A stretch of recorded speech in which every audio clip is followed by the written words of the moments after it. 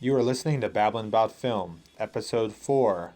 Our film today is Dope, directed by Rick Famuyiwa. Our guest is Jesse McLean. If you're a first-time listener, you can check out show notes, upcoming episodes, and links to all of our social media at babblinboutfilm.com. Follow the show at Babblin About Film on Twitter and Facebook. You are listening to Babblin About Film, a podcast for movie lovers.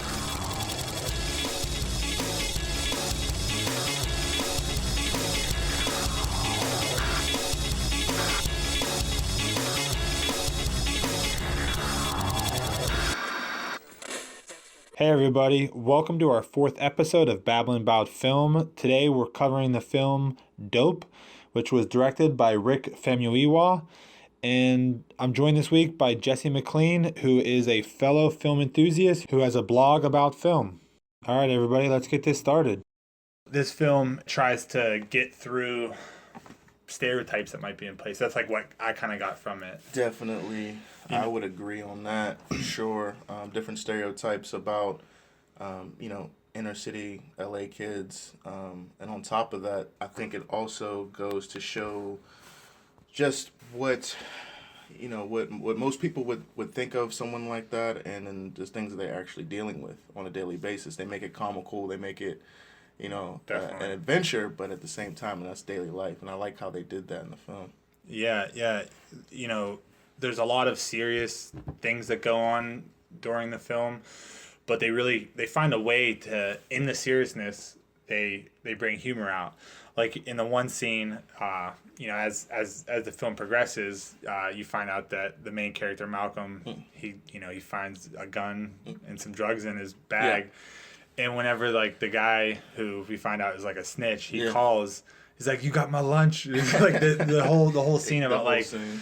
It got cheese on it, and like I'm dying. It got cheese. It got cheese. It got cheese. Because if it got cheese on it, we talk about something else. I'm gonna kill your ass. Yeah. So that they really find a way to bring out the humor, but still hitting on some really touchy subjects. Definitely. Like even for example, just going back and looking at Kiersey Clemons, who plays Diggy.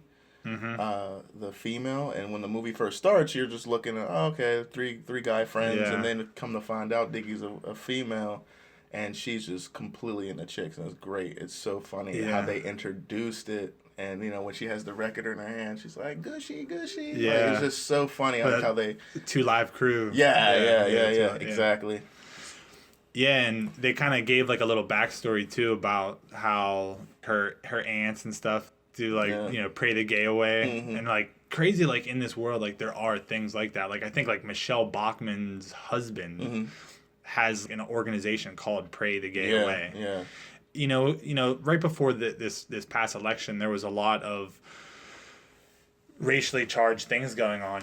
Like the Black Lives Matter thing was really big, and I had a lot of trouble on social media with certain people in that whole thing, because like I try to look at it as just people, not necessarily break it down into different things. And even when people are saying something about me, not just like the whole what was it white privilege and stuff like that, there is something like that goes on, but at the same time, just like how films like this want you to recognize that there are different sections of all communities. So that I most of my childhood was in an all-black community. So not saying that I am anywhere near a minority, but sometimes you feel that way, being like a only white person in a black community.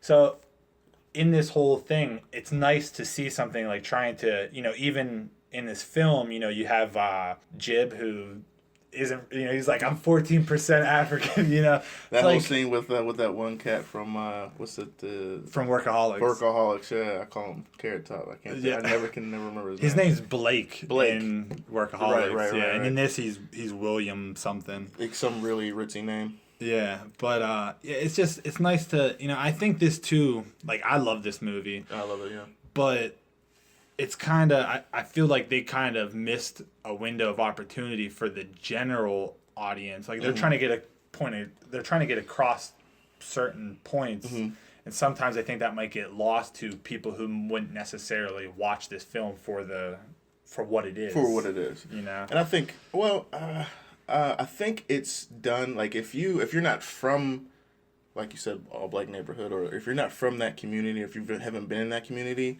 then a lot of the stuff that they're saying in the movie definitely will go over your head. Mm-hmm. But I think if you just watch the movie, I think you'd still enjoy it. That I think that's what makes this film great, is that even though you may not know exactly what's going on, like the subtleties of it, I think for the most part that it's a film anyone can enjoy. Anyone can just watch it and really enjoy it. But if you're from that, that element, it makes it even better, I think. Yeah. And definitely. going back to, well, not even going back to, but like fast forwarding all the way to the end of the movie, I thought it was really great how the main character, I can't think of his name. Malcolm. He does his entrance, his essay to Harvard. And he says, "Hey, student A is a single parent home, and he sells drugs, and he gets in trouble, and he deals with local drug dealers. And then student B is a straight A student and wants to go to Harvard, and he has all these things going for him. And guess what? Hey, it's the same kid. It's you know what I mean. So it's, I think at the end it kind of wraps it up like, hey, this was the point of the movie. This is what this community deals with, and these are the type of kids that you see." And even throughout the film, when you look at A$AP Rocky, Dom, you look at Dom, you could tell, like, just from their interactions, that Dom is intelligent.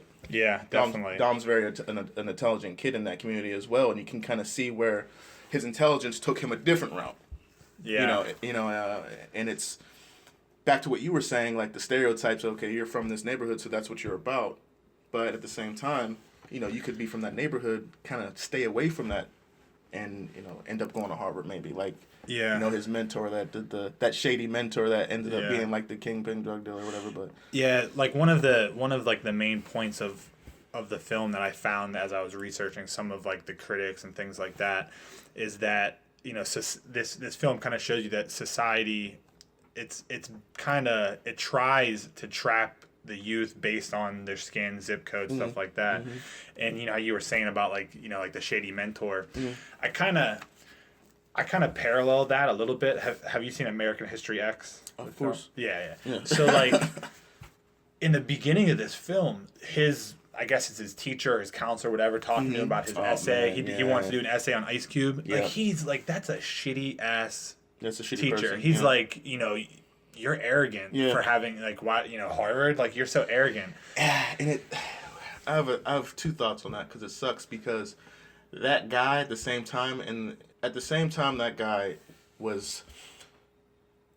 His heart was in the right place. Yeah. His heart was in the right place, but I think it came across as really, like that whole old school, like, you got to get along to play along, type of thing. Like you got to assimilate in order to, but at the same, like, there is that game that you have to play, being an African American coming from, different, not even from there. People assume things about you just because, you know what I mean? Yeah, definitely. So it's like he was trying to get Malcolm to play the game, but Malcolm doesn't want to play the game, which is great, especially in this day and age. And I'm glad this movie came out now because those people are still trying to get put in those archetypes, but they're like, no, I'm not doing that. Yeah. And I think this new generation, especially some of these younger kids, and like people younger than us, are doing their own thing, and they're not just like, all right, I'm gonna get this 9 to 5, and they're doing their own thing, and it's just great. I love it, and I think this movie really hit home with that. Like, look, I'm not gonna go into this little box that you want me to. Yeah. And I thought it was really awesome that they did that.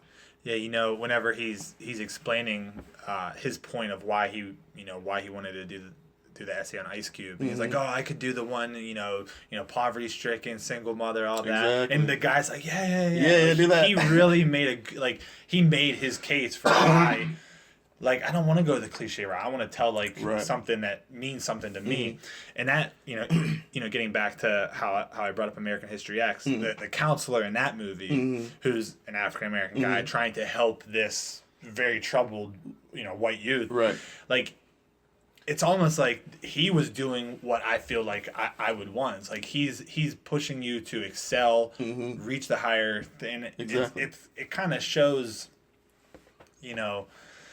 like the differences maybe like it's almost like what I kind of got a little bit out of the Dope film is that he kind of is like holding it back a little bit, so he doesn't get too upset that maybe things don't work out the way he wants. Exactly. Yeah.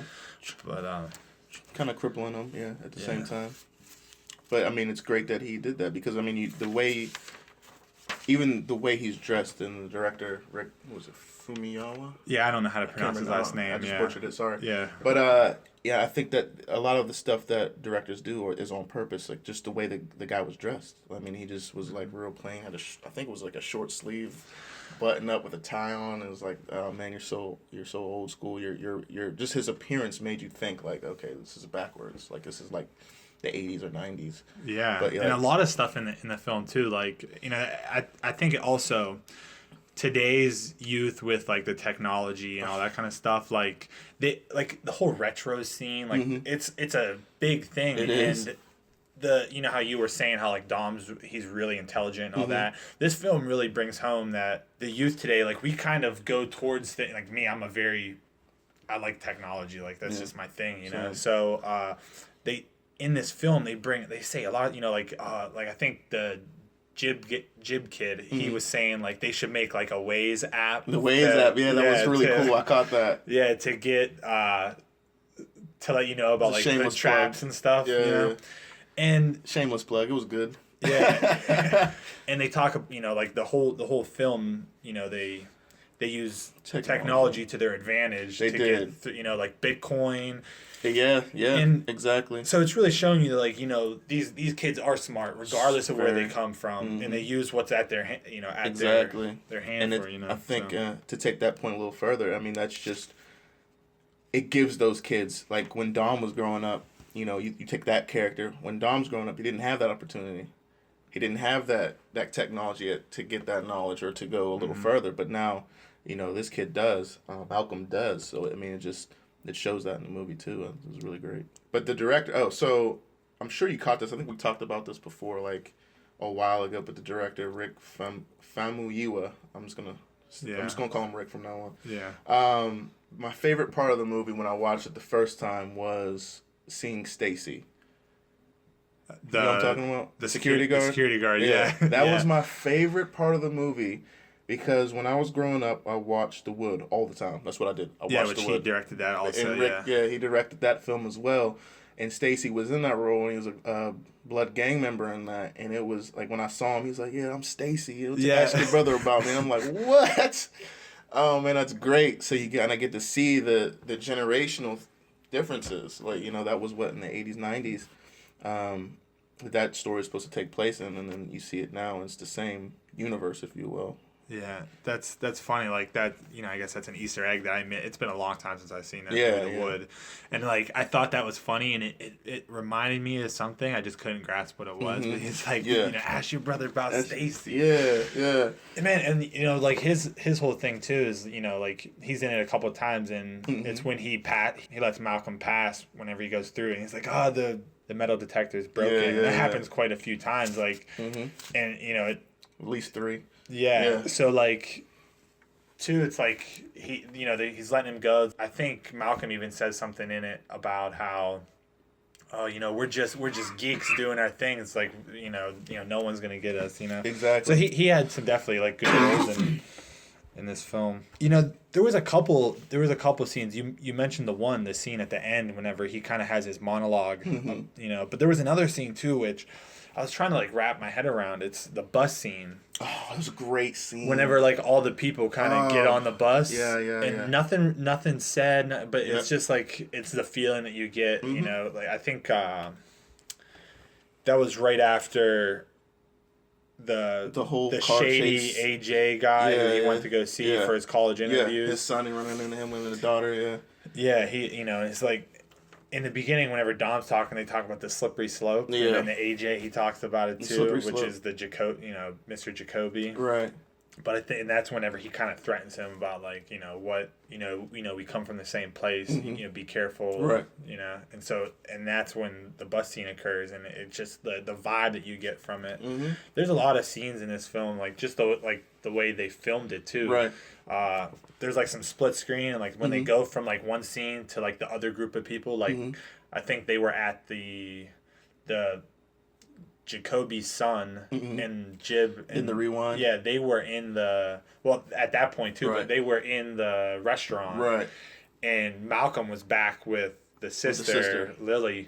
And it goes split screen, and then it switches. So like those cuts that this director made were really cool and helped progress the film through the different scenes very well. Because it's brilliant too, because right at that part of the movie, it's usually like that's like the midway point of the story, and that can either make or break the movie, in my opinion. And just simply the way that those scenes were shot kept the pace of the movie going for sure. But going back to that bus scene, man, it was great. I mean, because you see in a lot of like drama-heavy movies where you have that scene and the character might be on a train or something and just like looking out the window, and they're kind of you can see them contemplating everything. Like the audience knows what's going on in the film, and you have that main character kind of just sitting there, and the camera's on and it's boring. Yeah. But what Rick did in that bus scene is he had each character in his life come onto the scene. Like, these are the consequences. These are the people you love. These are the consequences getting on the bus. And he's just sitting there and he's looking and he's seeing it and he's in his head. But we get to see that, more visually instead of trying to kind of just assume and recap the movie on our own. Rick does it for us. He helps us recap the movie, and it's very fresh in our minds when he's, when the next scene comes. So. I feel like in this film, they use a mechanism kind of to get the ball rolling, and that is that, all of the troubles and woes that he ends up going through all circulates around his fascination with a girl. Yep. And that kind of reminded me. Have you ever seen the film The Girl Next Door? Is that? Which one? It's like a kid who wants to become president, and there's like a porn star that moves in next door. Yeah. I never saw it. Oh, you never saw it? But I know what you're talking about. But like it kind of, as I was watching this movie and actually like thinking about it, it kind of reminded me a little bit of that. Like this kid who like has these high aspirations, and then something happens that kind of gets his focus on something else. Like even in this film, whenever he's with Lily, and she after she took like the Molly and she's like going fucking crazy, throws up on him stuff. He misses his college interview. So like the things that he chooses to go after kind of derailing him from his goals. Yeah, there's a lot of those barriers that come up, and again, this movie is really, really brilliant because the subtleties of it again, because a lot of his goals do coincide. So you have, the girl he's infatuated with that kind of starts off the whole movie. He doesn't take risks. You know what I mean? Like, because if you take risks growing up in that neighborhood, again, you can end up dead for no reason. And they made that point clear in the very beginning with that expositional piece. Tony Johnson with the Game Boy, and he gets shot just standing there playing his Game Boy. So even just on a given day, you're not involved in anything, and you could die. So him taking risks, like, for what? Why even do that? And I think this journey that he went through, he took a risk, and he with the girl, ended up putting him on a journey. He can either it's very real consequences, but again, it's a movie, but very real consequences. You could die, you could screw up the rest of your life, or you could overcome and win out. So yeah, went out. I think too that in the beginning, you kind of whenever he first approached the girl, who's played by Zoe Kravitz. Yeah, she's which cute. Man, when she wears glasses, like she's indistinguishable from her mother. Oh man, like it's crazy. Like her eyes, you can tell. Yeah, when she takes them off, but yeah, but I'm like, because the first time I watched it, I'm just like, she looks so familiar. She looks so familiar. Yeah. It's crazy. But yeah, whenever he first approaches her, you can tell like he's like real nervous. Like terrified. He's very terrified. And as the film progresses, the different things he does gives him confidence. Yeah, and so like these little derailments that he's on is actually teaching him a lot of really good life lessons.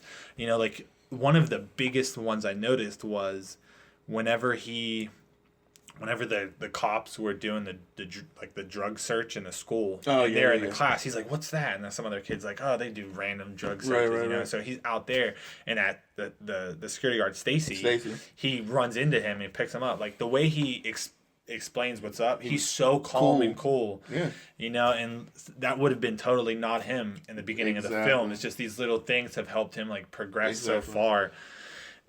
Yeah, I completely agree. What makes a good story is character growth, and you see that it's so clear in this situation, and just the director, and he wrote it too. But you get to he does a very good job of doing that, and it's awesome. I mean, it's basic, but at the same time, it's, you know, you could stick to the basics and it'd be terrible, but it's a good story. When we get to see him, they play there, and they're in a band called Oreo. I screamed laughing. I was like, wow, I haven't heard that term in 20 years, first of all. Second of all, I mean, it goes to show just you know, that you can't just put everybody in a box, you know, and I think that's been a big thing in, you know, African American communities, or just not even African American communities, but even just low income homes or low income communities. You see that people kind of just like, well, what do I do? You know, there's no direction. So, all right, well, I guess I'll just go sell drugs, or I'll, you know, do this, or I'll be a gangbanger. But you got this guy who, and this isn't anything new, but it's great that they show that there are people who won't go into those boxes. And again, it's the same thing we keep talking about, getting put in stereotype. But I think I was just in awe when I first saw this movie. It was completely different than what I thought it was gonna be. Like when I saw the trailer for it, I was like, yo, that looks dope, for lack of better words, like no pun intended. But when I watched it, I was like, wow, this is really good. See, whenever you know, being a graphic designer, the first thing that I saw that cover, and I just the way like the type treatment is for like the dope, you know, like I like that look, the way that, you know, I'm all about like I don't listen to a lot of music. The music I do listen to is older music. I don't even know the people who are out right now. Like I have no idea. My wife listens to them, so you know, like when, you know, they were mentioning like Rakim. Like Rakim is like one of rock, like that. You know, Jurassic 5, like Jurassic 5, Deltron 3030. Like those are that's the kind of music I listen to when I do listen to music. But you know, we were talking about how he was gaining confidence and stuff going forward. Whenever they you know, so during the movie, you know, they sell the drugs on, you know, they get Bitcoin for it, and they have to exchange the Bitcoin. They go to see the bag man, is what I call him. Yeah. You know, and like his whole little spiel about like, you know, like, are you real or are you fake? You know, and like, you know, they got the 2 bags there, and it's like that whole thing, like just the way he expresses it, you know, it's like perfect. And then like, you know, it's like, oh, who are you? Oh, I know who you are now. You're a man that doesn't give a fuck. Exactly. You know, because like he has these goals now, and, you know, he has the confidence to achieve them. He's been built up. And he actually brings up that bag conversation to that Jacoby dude at the end. Yeah. And he kind of blackmails him. Yeah. Oh, he does. Know? Yeah. And so it's just that whole progression was. It's fantastic. Fun. That goes back to what you were saying too before about the scene in the hallway with Stacy, and he was so cool, calm, and collected doing that because of everything he had been through up to that point. So now again at the Bagman, if you look back at the beginning of the movie, it's a completely different kid. He would have ran out with his friends, you know. But that was an incredible scene too. That was a really good scene. I don't know if there's much else to say about the plot of it. No. I think, but going back to what you were saying in the beginning of the podcast, and you know, with this election, you have, you know, we were talking about Black Lives Matter and white privilege and stuff like that. You know, it's funny because, you know, all these themes that were coming out, and these are things that the African American community has. I'm just gonna say black because I can't stand African American. Yeah. I really can't. It's like the political correctness.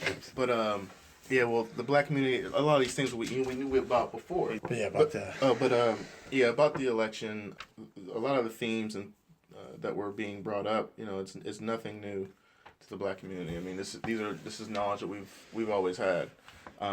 But other groups in this country didn't really need to know it. For why? And I think that this climate has really opened up a lot of things. This could be really good for the country, I think, because it could open up what's really going on, in my eyes.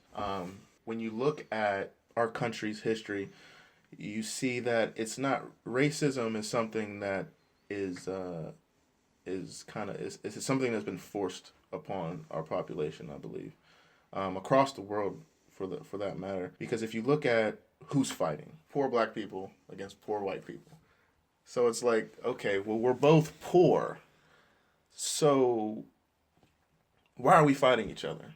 Because of something as innocuous as skin color. So if you keep people that are divided, that have more in common with each other, then they're not going to go against the people, the elite, the 1% of the country, of the world. Because when you really break it down, it's like, okay, I don't like you because you're black, okay, or I don't like you because you're white. Well, that's dumb. Mm-hmm. It's dumb when you really, to me, just saying it sounds dumb. Yeah. Because there's no real reason for it. The only real reason is that when you divide people in that fashion, it makes it easier for them to infight and not fight the people that really need to be fought. But just going into what we were kind of talking about a little bit earlier in the podcast, but you see those things trickle down, and that's kind of the environment that you see in this movie, because I think they're in Inglewood. Yeah. Yeah. So you see that environment that happens when it trickles down. That's what you see in this movie. Mm-hmm. You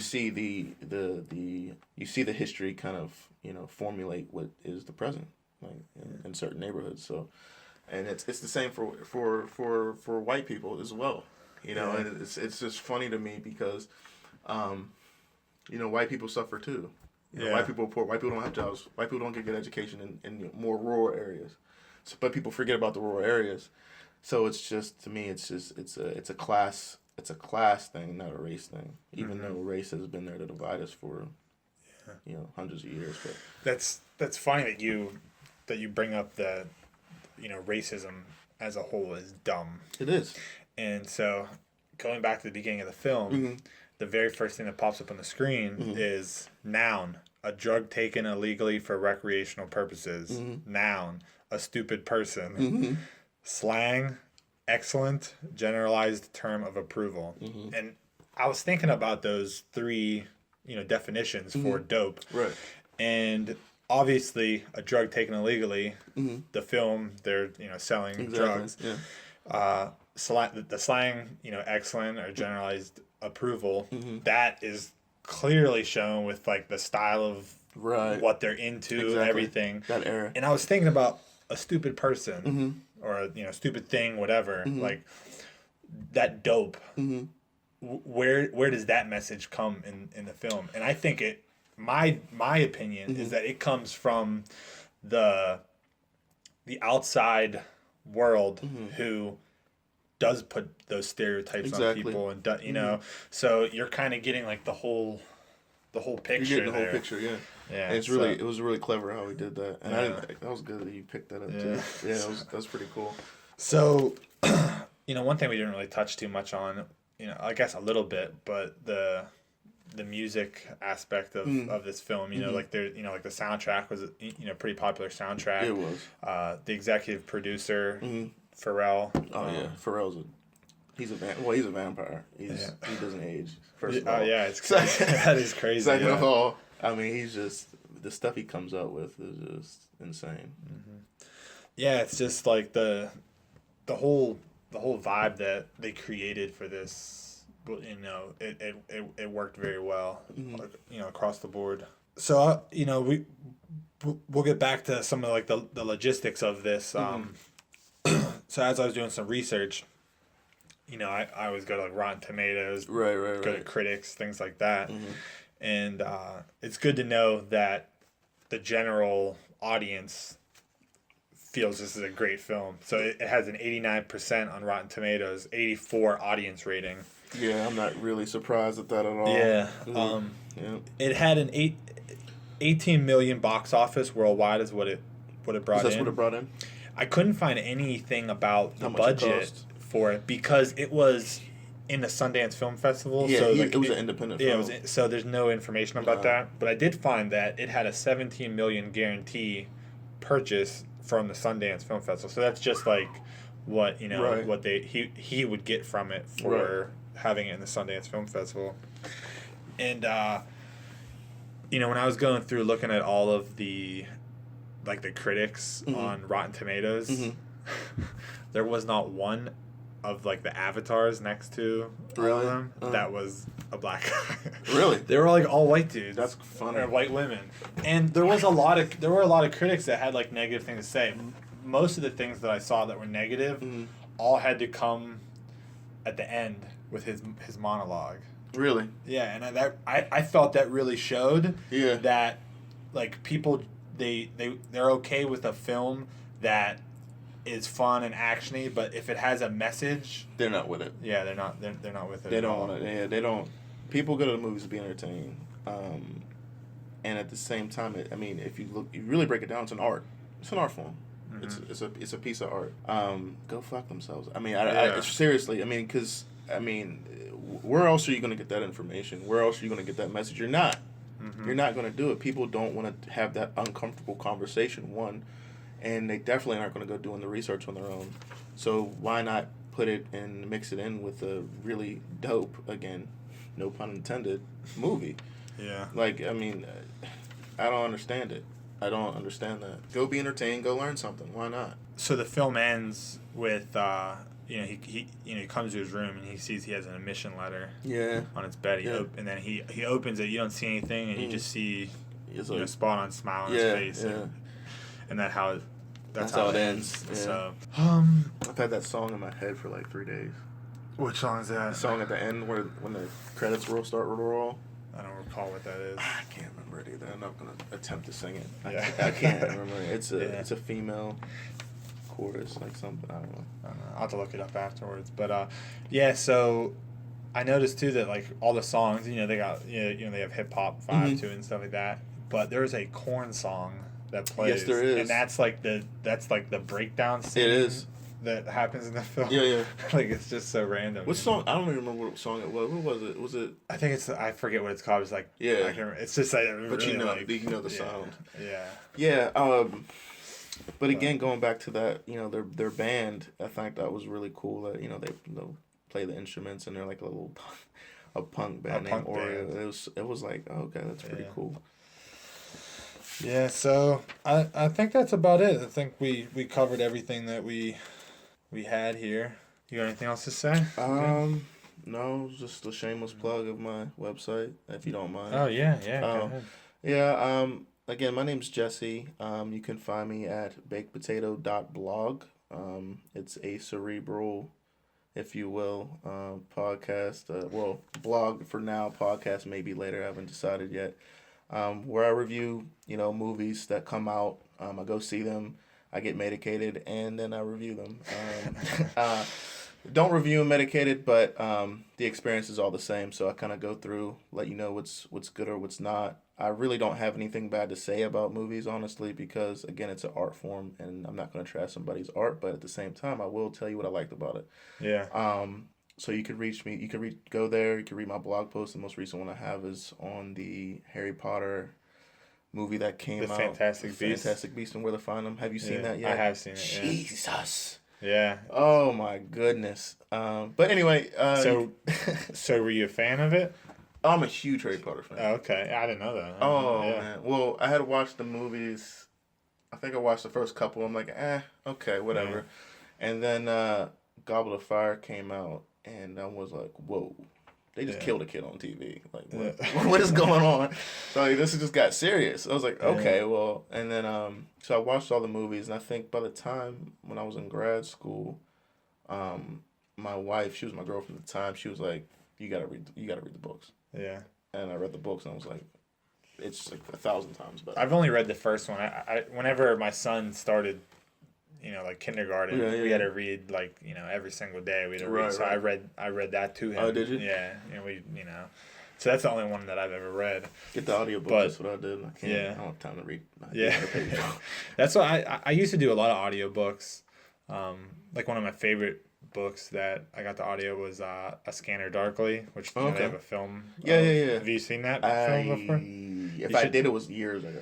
Okay, well that's like literally one of my favorite films. Was someone tripping in that? Did someone drop acid or something? Well, it's not acid. It's some like fictitious drug. Okay. Yeah, but the story behind it, everything. It's a very powerful film about like society and what society does to people who have addictive issues, and you kind of prey on them. Yeah, it's a really good film, and the book was amazing. Really, it's a Philip K. Dick book.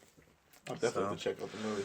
Yeah, I love, and it's a rotoscoping film, so it looks like a cartoon, but they filmed. Oh it. Yeah. They filmed it all, and then they drew over top of every frame. That's gross. That's it's crazy. That's awesome. Yeah. So. But yeah, you can reach me there, bakedpotato.blog, or at Twitter at bakedpotato, bakedpotatoblog. So. All right. Well, thanks, Jesse. Thank you for having me. All right. We'll talk to you later. Bye. See ya.